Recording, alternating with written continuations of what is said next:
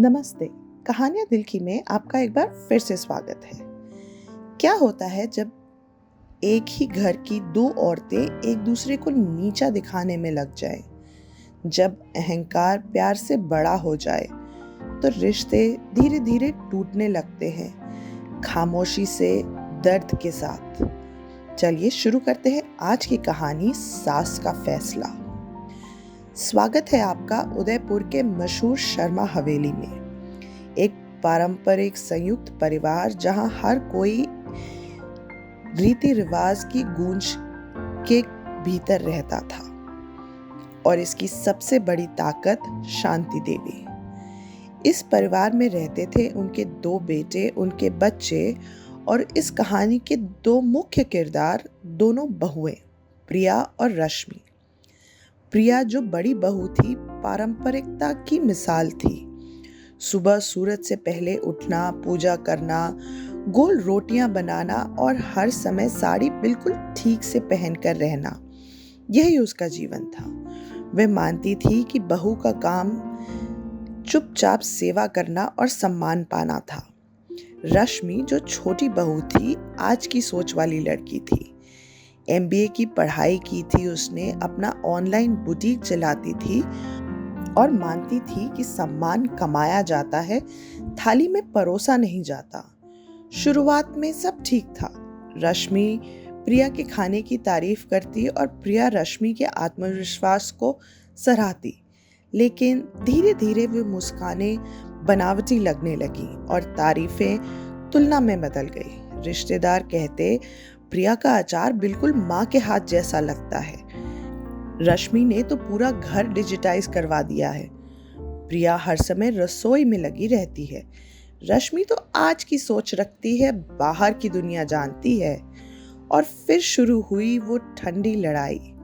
न कोई चिल्लाहट, न कोई खुला झगड़ा, बस ताने, खामोश कटाक्ष और हर काम में प्रतिस्पर्धा।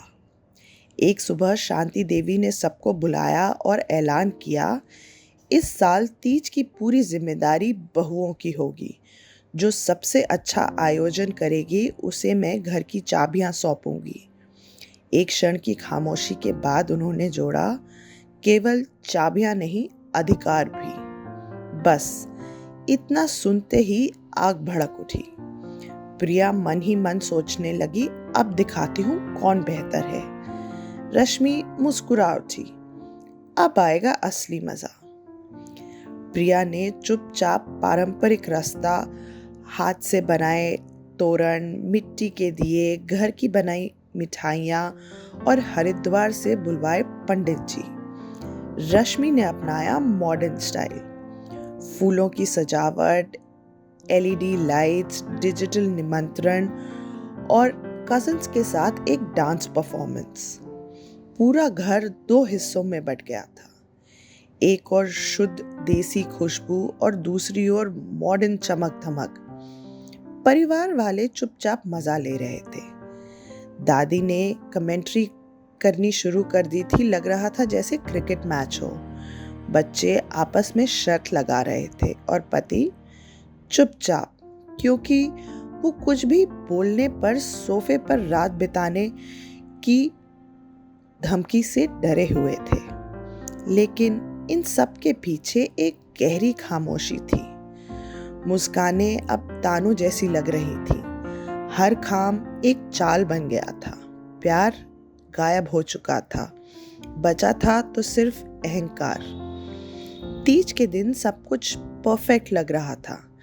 मेहमान खुश, घर जगमगा रहा था, मिठाइयाँ स्वादिष्ट थीं।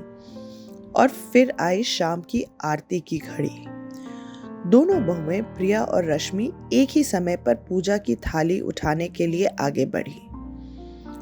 आंखों में टकराहट, हाथ रुक गए। कमरे में सन्नाटा छा गया और शांति देवी के चेहरे पर सख्ती।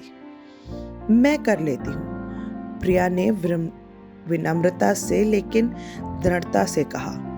बिल्कुल, क्योंकि बाकी तो सब शोपीस है ना, रश्मि ने जवाब दिया, मुस्कुराते हुए मगर कटाक्ष के साथ।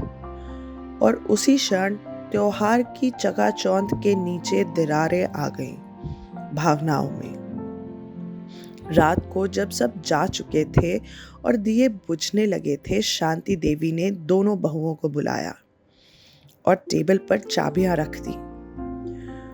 उन्होंने दोनों की ओर देखा, थकी हुई लेकिन दृढ़ नजरों से बोली, आज तुम दोनों ने जो किया वो त्योहार नहीं था, प्रतियोगिता थी।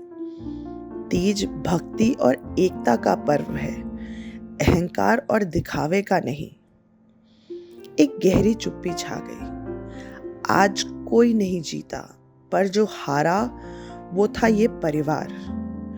प्रिया और रश्मि दोनों की आंखें नीचे झुक गईं। गुस्सा अब पछतावे में बदल रहा था। और फिर शांति देवी ने चाबियां उठाई और दोनों को एक एक सौंप दी। इस घर को संभालो, लेकिन मिलकर। ये घर किसी एक का नहीं है, ये हम सबका है।